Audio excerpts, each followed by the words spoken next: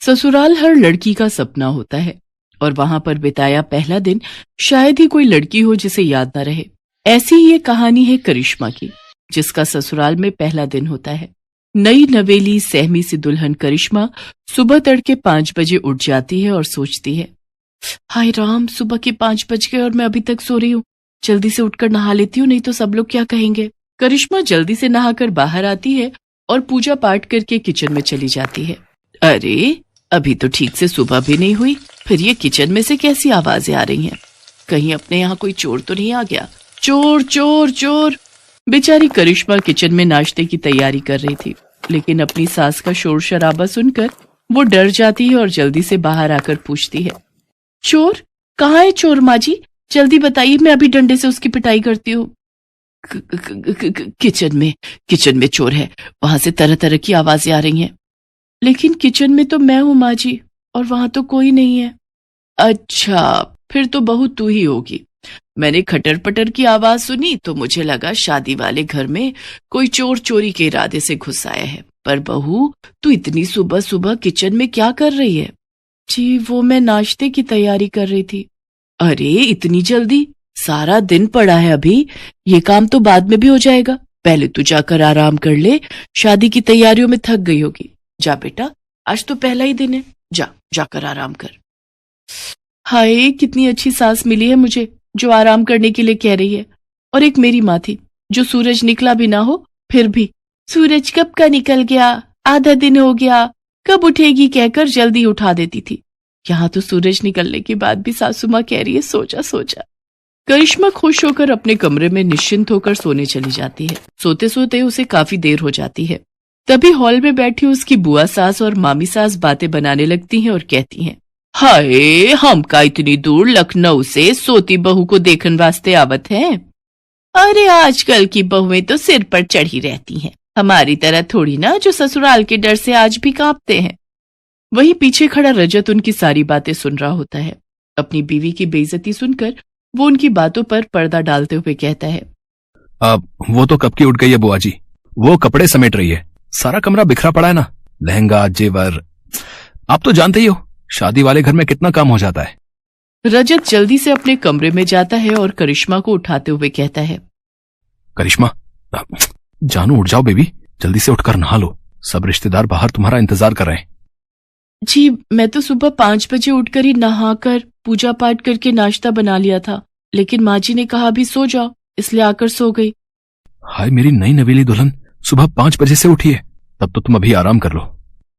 नहीं, अब मेरी नींद पूरी हो चुकी है। कहिए, आपको कुछ कहना था क्या? रजत करिश्मा को सारी बात बताता है और कहता है, अब मुझे तो ये बिल्कुल भी बर्दाश्त नहीं कि कोई मेरे सामने मेरी बीवी की बुराइयां करे। चलो अब जल्दी से तैयार होकर बाहर आ जाओ, सब तुम्हारा इंतजार कर रहे हैं। इतना कहकर रजत बाहर चला गया। हाय जी, ये क्या हो रहा है? मेरी पीठ पीछे कल तक जो रिश्तेदार मुझे आशीर्वाद दे रहे थे, आज एक ही दिन में मुझे जाने बिना मेरे बारे में अपनी राय देनी भी शुरू कर दी। फिर करिश्मा तैयार होकर बाहर आ जाती है और उनसे पूछती है, बुआ जी, मामी जी, आपने नाश्ता कर लिया?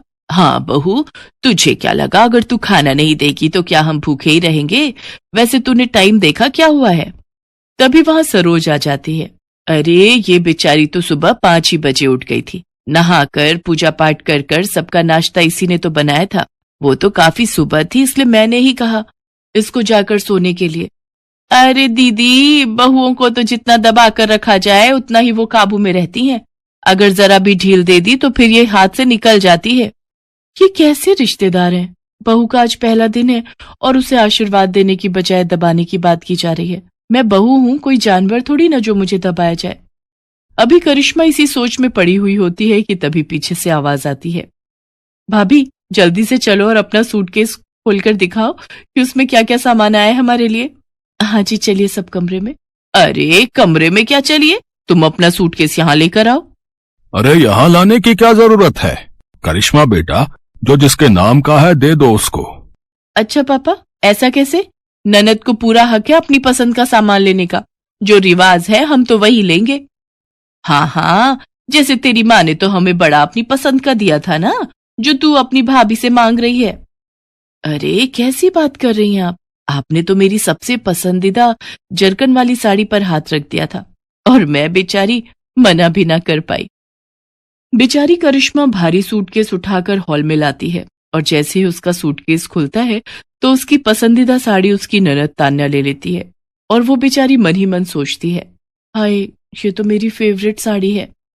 अच्छा, अब मेरे निकलने का वक्त हो रहा है, लेकिन सोच रही हूँ जाने से पहले एक बार नई बहू के हाथ का मीठा चख लूं। हाँ हाँ जरूर बुआ जी, आप बैठिए, मैं अभी आप सबके लिए हलवा बना कर लाती हूँ। हलवा नहीं भाभी, हमारे यहाँ तो मीठे में बहू खीर ही बनाती है, तो आपको भी वही बनानी है। खीर? करिश्मा की माँ ने मीठे में हलवा बनाना सिखाया था, वो भी उसने शादी से हफ्ता भर पहले ही सीखा था। हे भगवान, मैंने तो माँ से हफ्ता भर हलवा बनाने की ट्रेनिंग ली थी, लेकिन खीर कैसे बनाते हैं वो तो मुझे आता ही नहीं। एक काम करती हूँ, जो हलवे की रेसिपी है वही खीर के लिए इस्तेमाल करती हूँ। कुछ देर बाद करिश्मा खीर लेकर आती है।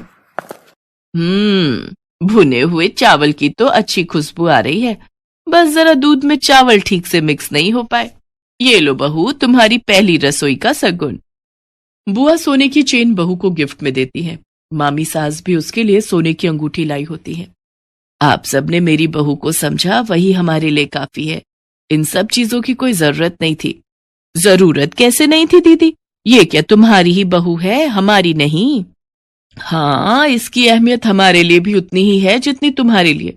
बहू, अब तू थक गई होगी, जा बेटा अपने कमरे में जाकर आराम कर। करिश्मा उन सबके पैर छूकर कमरे में चली जाती है। आज शाम को बहू के मम्मी पापा आने वाले हैं, देखते हैं क्या लेकर आते हैं। वही लाएंगे जो तुम्हारे लाए थे, खाली हाथ ही आएंगे और क्या। और जो शगुन से पहले ट्रक भर कर आया था उसका क्या, वो तो आपको याद नहीं। चलो अब तो मैं चली अपने घर, आप दोनों ननद भाभी शादी के 30 साल बाद भी लड़ती ही रहो। हाँ हाँ मैं भी चलती हूँ। इसके बाद वो वहां से चली जाती है। शाम को करिश्मा के माता पिता उसके ससुराल आते हैं। अरे आइए आइए भाई साहब, बहन जी, कैसी हैं समधन जी आप? मैं तो कब से शाम होने की राह देख रही थी। कहाँ है मेरी लाडो? वो तैयार हो रही है। वैसे शाम की राह क्यों देख रही थी? अब तो एक ही घर है, पहले ही आ जाती। जी वो तो है। उधर करिश्मा रजत से कहती है, सुनो जी, मुझे न शर्म आ रही है साड़ी पहनकर मम्मी पापा के सामने जाने में। आज तक पहनी नहीं ना। अब ये लो सूट, मैं तुम्हारे लिए लाया था, इसे पहन लो, मम्मी से मैं बात कर लूंगा। करिश्मा सूट पहनकर तैयार हो जाती है और सबके सामने आ जाती है। लो जी, आ गई हमारी बहू, देखो तो सूट में कितनी प्यारी लग रही है। बहू तू ना सूट भी पहना कर, बड़ी प्यारी लगती है सूट में। इसके बाद करिश्मा को सब अच्छा लगने लगता है।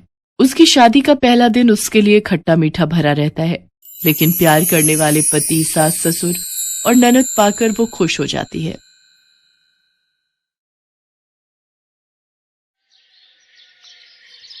भाभी, हमारे कॉलेज की तरफ से गोवा के लिए एक ट्रिप ऑर्गेनाइज की गई है, जिसके लिए वो हमसे 5,000 रुपए ले रहे हैं। मेरी सभी सहेलियां जा रही हैं, मेरा भी बहुत मन है, प्लीज मुझे जाने दो।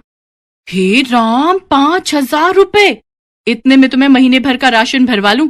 कोई जरूरत नहीं है कहीं जाने की, चुपचाप से घर पर रहो और घर के कामकाज में मेरी मदद करो। ये लो, जल्दी से इन कपड़ों को प्रेस कर दो। लेकिन भाभी, अभी तो मुझे कॉलेज के लिए देर हो रही है, मैं शाम को आकर सारे कपड़े प्रेस कर दूंगी। अरे पढ़ लिख के कौन सी तू कलेक्टर बन जाएगी? शादी के बाद चूल्हा चौका ही तो संभालना है। चल अब जल्दी से सारे कपड़े प्रेस कर दे। इसके बाद बेचारी शिवानी उस दिन कॉलेज ना जाकर सभी कपड़ों को प्रेस करने लग जाती है। शिवानी जब 8 साल की थी तभी उसके माता पिता का देहांत हो गया था। वो अपने भैया भाभी के साथ रहती थी। उसके भैया भाभी उसके साथ अच्छा बर्ताव नहीं करते थे। अगले दिन सुबह जब शिवानी कॉलेज जाती है तो वहाँ उसका बेस्ट फ्रेंड आकाश उससे पूछता है, अरे शिवानी, कल तुम कॉलेज क्यों नहीं आई? पता है मैं कितनी देर तक तुम्हारी राह देखता रहा। बस यूं ही आकाश, एक्चुअली वो घर में काम ज्यादा था। काम ज्यादा था या फिर तुम्हारी भाभी नहीं चाहती थी कि तुम कॉलेज जाओ? हाँ आकाश, दरअसल मेरी भाभी ने मुझे आने नहीं दिया। वो नहीं चाहती कि मैं कॉलेज जाऊं और पढ़ाई करूं। अगर मैं घर पर पढ़ना भी चाहूं तो वो कोई ना कोई बहाना बनाकर मुझे काम में लगा देती है। तो तुम उनकी शिकायत अपने भैया से क्यों नहीं करती? भैया से कहकर कोई फायदा नहीं है, वो भी भाभी की तरह हर समय मुझसे लड़ते रहते हैं। अपनी शादी से पहले तो वो मुझे बहुत प्यार करते थे, लेकिन जब से भाभी उनकी जिंदगी में आई है तब से वो बिल्कुल ही बदल गए। शिवानी का उदास चेहरा देखकर आकाश दुखी हो जाता है, क्योंकि वो शिवानी को दिल ही दिल में बहुत चाहता था। लेकिन शिवानी इस बारे में कुछ नहीं जानती। फिर तभी कॉलेज की बेल बजती है और आकाश हंसते हुए शिवानी से कहता है, अरे जल्दी चलो, त्रिपाठी सर का लेक्चर शुरू होने वाला है। अगर देर हो गई ना तो उनका बर्ताव हमारे लिए खराब हो जाएगा। इसके बाद शिवानी और आकाश जोर जोर से हंसने लगते हैं और लेक्चर अटेंड करने के लिए क्लास में चले जाते हैं। ऐसे ही कुछ दिन बीत जाते हैं। फिर एक दिन आकाश शिवानी को अपनी कार में उसके घर छोड़ने चला जाता है, लेकिन गाड़ी से उतरते हुए नैना उसे देख लेती है और शिवानी के घर पहुंचते ही कहने लगती है, ये कोई वक्त है घर आने का? तुम्हारे अंदर कुछ शर्म बची है या नहीं? भाभी, आप इतना नाराज क्यों हो रही हो? 1 घंटा ही तो लेट हूँ। आप तो ऐसे चिल्ला रही हैं जैसे 2 दिन से कहीं गायब हूँ। मुझसे जुबान लड़ाती हो? अगर आज तुमसे 1 घंटे का हिसाब नहीं लिया ना तो कल से 2-2 दिन भी गायब रहने लगोगी। अब जो मैं पूछ रही हूँ उसका सीधा सीधा जवाब दो। भाभी, कल से मेरे एग्जाम शुरू होने वाले हैं तो लाइब्रेरी में बैठकर पढ़ाई कर रही थी। घर पर तो आप मुझे पढ़ने नहीं देती, किसी न किसी काम में लगाए रखती हैं। अच्छा बेटा, जुबान तो कैंची की तरह चलती है तुम्हारी। आखिर कौन था वो लड़का जो तुम्हें यहाँ छोड़ने आया था? वो मेरे कॉलेज में मेरे साथ ही पढ़ता है। आज पढ़ाई के चक्कर में थोड़ा लेट हो गई थी, इसलिए वो मुझे घर ड्रॉप करने आया था। आजकल बड़े पंख लगे हुए हैं तुम्हारे। आज किसी के साथ रात को घर आई हो, कल किसी के साथ शादी करके आ जाओगी, तो क्या इज्जत रह जाएगी हमारी? आने दो तुम्हारे भैया को, उन्हें भी तो पता चले क्या गुल खिला रही है उनकी बहना। शिवानी नैना को समझाने की बहुत कोशिश करती है कि जैसा वो सोच रही है ऐसा कुछ भी नहीं है, लेकिन नैना शिवानी की एक नहीं सुनती और अपने पति मयंक के घर आते ही शिवानी के खिलाफ उसके कान भर देती है। अगली सुबह शिवानी जैसे ही तैयार होकर कॉलेज के लिए निकलने लगती है, तभी मयंक उसे रोकते हुए कहता है, शिवानी, आज से तुम कॉलेज नहीं जाओगी। लेकिन क्यों भैया, आज तो मेरा एग्जाम है। अरे बहुत कर ली तुमने पढ़ाई, अब घर पर रहकर घर के कामकाज सीखो। इससे पहले कि तुम हमें कहीं मुंह दिखाने लायक नहीं छोड़ो, उससे पहले ही हम तुम्हारी शादी कर देंगे। शादी? इतनी जल्दी भैया? नहीं भैया, जब तक मैं पढ़ाई पूरी नहीं कर लेती तब तक मैं शादी नहीं करूंगी। शिवानी, तुम्हें पता है ना, मैंने एक बार जो फैसला ले लिया सो ले लिया। कल शाम तुम्हें देखने लड़के वाले आ रहे हैं, तुम तैयार रहना, हम जल्द ही तुम्हारी शादी कर देंगे। शिवानी अपने भाई को समझाने की बहुत कोशिश करती है, लेकिन मयंक उसकी बिल्कुल नहीं सुनता। और उधर कॉलेज में बैठा आकाश कब से शिवानी की राह देख रहा होता है। एग्जामिनेशन हॉल में शिवानी के न आने के कारण आकाश भी वहां से बिना पेपर दिए ही चला जाता है। एग्जाम खत्म होने के बाद शिवानी और आकाश की दोस्त निधि आकाश के पास आकर बैठती है और उससे कहती है, आकाश तुम पागल हो गए हो क्या, जो बिना पेपर दिए आ गए? निधि यार, आज शिवानी कॉलेज नहीं आई, मुझे कुछ ठीक नहीं लग रहा। क्या तुम उसके घर जाकर पता कर सकती हो कि आखिर बात क्या है? हाँ, क्यों नहीं, चली जाऊंगी मैं, लेकिन ये तो बताओ, जब तुम शिवानी से इतना प्यार करते हो तो उसे बोल क्यों नहीं देते? हाँ, तुम सही कह रही हो। अच्छा, उसको जाकर बोलना कि कल सुबह मुझे पहाड़ी वाले मंदिर पर मिले। इसके बाद निधि सीधा शिवानी के घर जाती है और उसे आकाश का मैसेज दे देती है। अगले दिन सुबह शिवानी आकाश से जाकर मंदिर में मिलती है और रोते हुए उससे कहती है, आकाश, मेरे भैया भाभी जबरदस्ती मेरी शादी एक अनपढ़ तलाकशुदा मर्द के साथ कर रहे हैं, और तो और उसके 2 बच्चे भी हैं। क्या? लेकिन वो ऐसा क्यों कर रहे हैं? क्योंकि उसके पास बहुत पैसे हैं और उन्हें लगता है कि अगर मेरी शादी अमीर घर में हो जाएगी तो उन्हें भी किसी चीज की कमी नहीं होगी। निधि ने मुझे सब बता दिया है और अब इस दलदल से निकलने का सिर्फ एक ही रास्ता है कि तुम अपने भैया भाभी का घर छोड़ दो। लेकिन फिर मैं कहाँ जाऊंगी? भैया के अलावा इस दुनिया में मेरा है ही कौन? तुम मेरे घर चलो शिवानी, मैं सच कह रहा हूँ, मैं तुम्हें कभी किसी चीज की कमी नहीं होने दूंगा। लेकिन आकाश, तुम्हारे घर पर इस तरह रहना, लोग क्या कहेंगे? तुम्हारे घर वाले क्या सोचेंगे? नहीं, मुझे ठीक नहीं लग रहा। शिवानी, आज हम मंदिर में खड़े हैं और मैं भगवान के सामने तुमसे कुछ भी झूठ नहीं कहूंगा। मैं तुम्हें बहुत प्यार करता हूँ और जिंदगी भर तुम्हारे साथ रहना चाहता हूँ। क्या तुम मुझसे शादी करोगी? शिवानी, मैं भगवान को साक्षी मानकर उम्र भर तुम्हारा साथ निभाने का वादा करता हूँ। तुम्हें हर हाल में खुश रखूंगा और हमेशा तुम्हारा साथ दूंगा। आकाश की बात सुनते ही शिवानी दंग रह जाती है और कुछ कह पाती उससे पहले ही आकाश कुमकुम उठाता है और उससे शिवानी की मांग भर देता है। आकाश की बातों ने शिवानी का मन भी जीत लिया। शायद उसे जिंदगी में पहली बार किसी ने इतना प्यार दिया था और वो राजी खुशी आकाश के साथ मंदिर में अग्नि को साक्षी मानकर शादी कर लेती है। शादी करने के फौरन बाद शिवानी आकाश के साथ अपने घर पहुंचती है तो उसकी भाभी उसको देखते ही जोर जोर से छाती पीटने लगी। हाय राम, ये क्या कर डाला इस लड़की ने, हमें कहीं मुंह दिखाने लायक नहीं छोड़ा। जिस बात का डर था वही हुआ, इस लड़की ने हमारे मुंह पर कालिक पोत दी। अच्छा, जब तुम पैसों की खातिर मेरी उस तलाकशुदा बच्चों के पिता से शादी करवाने जा रहे थे तब कुछ नहीं, और अगर मैंने अपनी पसंद के लड़के से शादी कर ली तो तुम्हारे खानदान की इज्जत मिट्टी में मिल गई। शिवानी, ये तुमने अच्छा नहीं किया, अब निकल जाओ मेरे घर से और फिर कभी मुझे अपनी शक्ल भी मत दिखाना। आज से तुम हमारे लिए मर गई।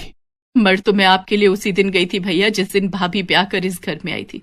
बस ये बात कहने में आपको कई साल लग गए। इसके बाद आकाश शिवानी को अपने घर लेकर जा रहा होता है। तभी गाड़ी में बैठी शिवानी आकाश से पूछती है, आकाश तुम्हें डर नहीं लग रहा? मुझे तो बहुत डर लग रहा है। ना जाने तुम्हारे मम्मी पापा क्या कहेंगे, पता नहीं वो हमारे रिश्ते को अपनाएंगे भी या नहीं। तुम घबराओ नहीं शिवानी, ऊपर वाले ने चाहा तो सब ठीक ही होगा। घर पहुंचते ही आकाश गाड़ी से उतरता है और शिवानी की तरफ का गेट खोलते हुए उसे बाहर आने के लिए कहता है। शिवानी घबराई हुई धीरे धीरे घर के दरवाजे तक जाती है तो देखती है कि एकदम से उनके ऊपर फूलों की बारिश होने लगती है और उसकी सास हाथ में आरती की थाल लिए खड़ी होती है। शिवानी ये सब देखकर दंग रह जाती है। आकाश के मम्मी पापा ने बहुत ही अच्छे से शिवानी का स्वागत किया और तोहफे के रूप में उसे सोने के गहने भी दिए। इसके बाद शिवानी और आकाश ने माता पिता के पैर छूकर उनका आशीर्वाद लिया। फिर शिवानी ने आकाश से पूछा, आकाश अब तो बता दो ये सब क्या हो रहा है? तुम्हारे मम्मी पापा गुस्सा होने की जगह हमारी आरती उतार रहे हैं। मुझे तो कुछ समझ नहीं आ रहा। बताता हूँ बाबा, सब बताता हूँ। दरअसल मैंने अपने माता पिता को तुम्हारे बारे में पहले ही बता दिया था और उन्होंने ही मुझसे कहा था कि मैं आज ही तुमसे शादी कर लूं और तुम्हें उनकी बहू बनाकर इस घर में ले आऊं। और ये सब तैयारी, ये भी उन्हीं का ही आइडिया था। ओहो, तो इसीलिए मंदिर में मेरे जवाब का इंतजार किए बिना ही तुमने मेरी मांग में सिंदूर भर दिया, ताकि मेरे पास मना करने का कोई कारण ही ना रहे। हाँ, मेरे मम्मी पापा सुबह से इन सब तैयारियों में लगे हुए थे। उन्होंने ही घर को सजाया, तुम्हारे मेरे लिए गिफ्ट लेकर आए और ये फूलों वाला आइडिया, ये भी उन्हीं का ही था। सच में आकाश, तुम्हारे मम्मी पापा बहुत अच्छे हैं। तुम्हारे नहीं बल्कि हमारे। आज से वो तुम्हारे भी तो मम्मी पापा हैं। हाँ, हमारे मम्मी पापा बहुत अच्छे हैं। इसके बाद दोनों ने अपनी ग्रेजुएशन पूरी की और फिर दोनों की ही एमएनसी कंपनी में नौकरी लग गई।